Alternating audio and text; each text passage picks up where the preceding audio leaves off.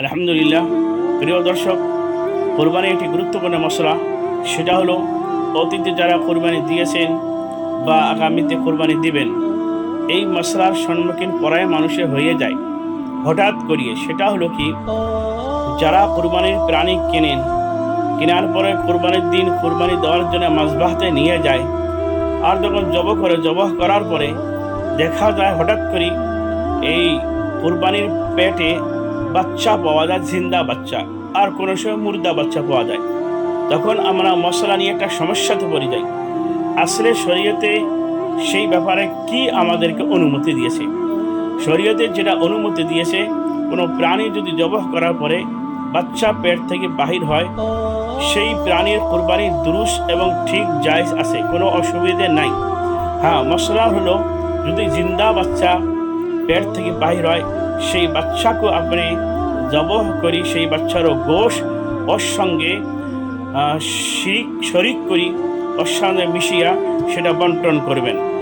আর যদি সেই কোরবানির প্রাণীর পেট থেকে মুর্দা এবং মরা বাচ্চা যদি বাহির হয়, সেই মরা বাচ্চাকে আপনি ফেলিয়া দিবেন।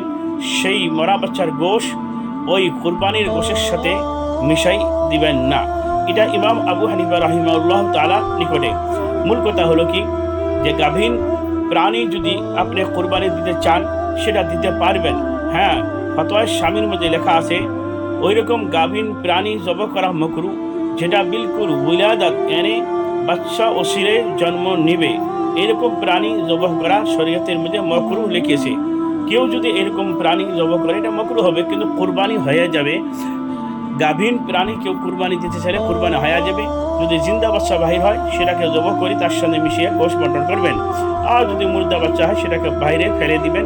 ইনশাআল্লাহ মশলা অনুযায়ী কোরবানি হয়ে যাবে। এই ব্যাপারে কোনো সমস্যা নেই বা টেনশন করার দরকারও নেই।